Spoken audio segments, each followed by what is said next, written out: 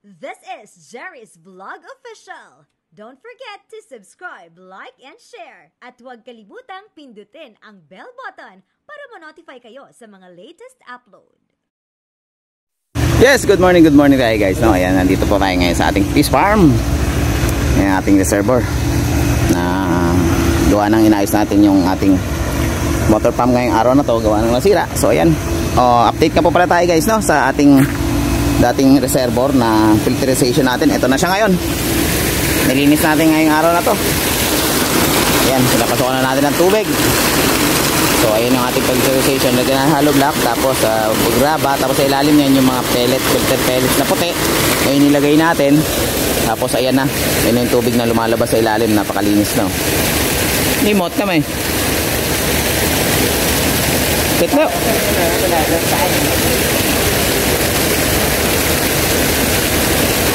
Ni oklaw tininama nino tinipit di guayo ni namay tinala ya supo ko mikaw. So alright guys, so ayan po, nandito ngayon tayo, tapos lang. So ayan, nag-aantay na lang tayo at wala nang kalaman-laman yung ating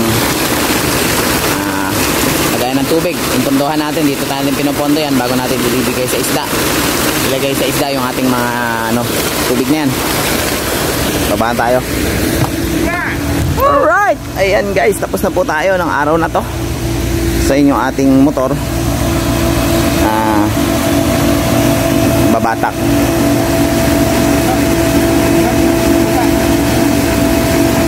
Alay, number 2. Sampet may. Okay, open na rin natin yung 380 natin na Alright, ayun na yung 380 natin, lakas. Grabe. Ayan, lakas ng 380 natin. Ito yung ating 380 na motor. Ito is 220 lang to. Ito ay 380.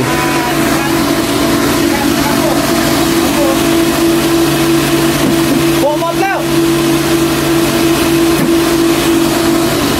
So, alright. Ayan guys, yung tatlo nating apat nating motor gumagana na lahat. 1,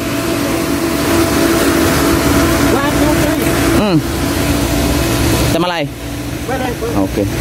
Yung pang-akyat naman natin sa taas, i-open natin. Ayan.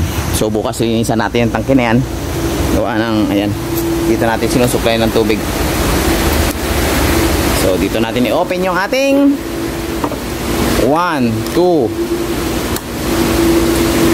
Alright, 3. Ayan. Ayan na. Kaya umiilaw yan kasi walang tubig yung ating reservoir. So ayan yung indicator natin. Pag walang tubig doon, iilaw to. So mangyari niyan, bubuksan nila yung tubig, yung motor doon para magkaroon ng laman yung ating pondohan ng tubig. So ayan yung purpose ng ilaw na yun. Para yung bantay sa gabi is pag hindi niya alam, at meron pa tayong nakabrief na kasama rito. So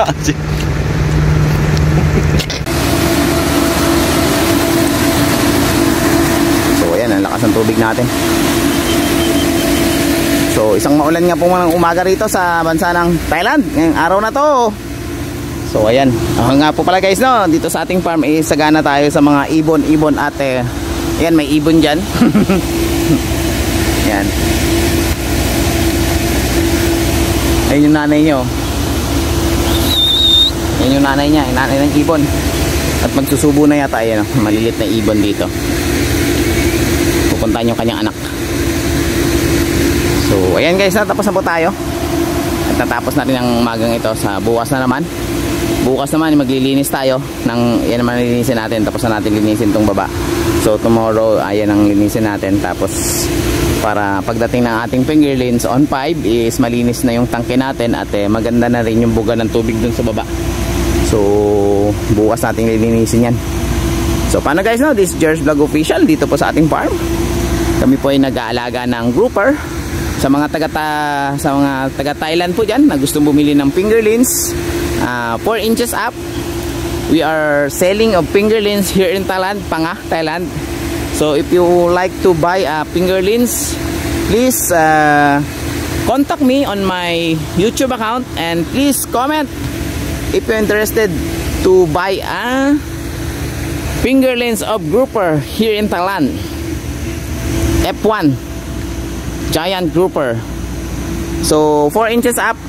Maybe you can contact me on my YouTube account, Jar's Vlog Official. So okay guys, maraming salamat, and don't forget to hit and like and subscribe also, and hit the notification bell if you like my videos today. Thank you and God bless. Bye bye.